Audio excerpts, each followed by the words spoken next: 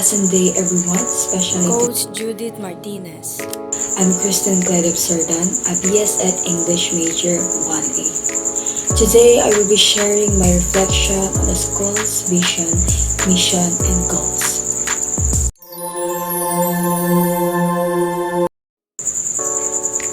Vision, a world-class polytechnic university. As a first-year college student, I am grateful to be part of an institution that strives to be one of the best polytechnic universities. The school has a big improvement when it comes to infrastructure, teaching quality, and resources.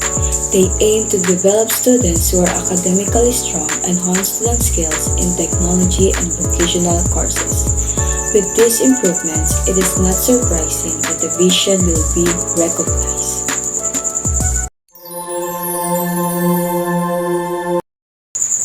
Mission: produce globally competent human capital and research innovation for quality lives. The mission aims to educate and develop students by providing them with skills, knowledge, and experiences needed for diverse roles.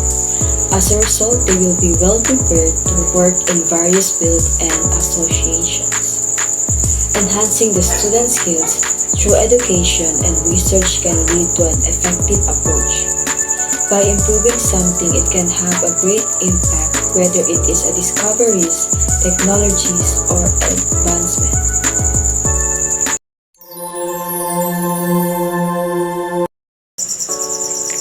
Goals: develop and sustain the culture innovation, collaboration, responsiveness, and excellence. These goals have mention of developing a new approach that can improve students' learning and respond quickly to students' needs.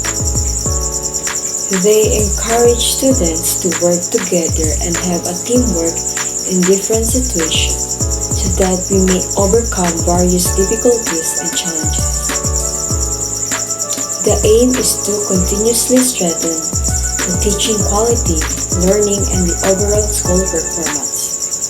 It includes fostering the environment that supports student success. Everything I have mentioned reflects the school performance. I'm looking forward to learning new things at these institutions. Thank you for listening.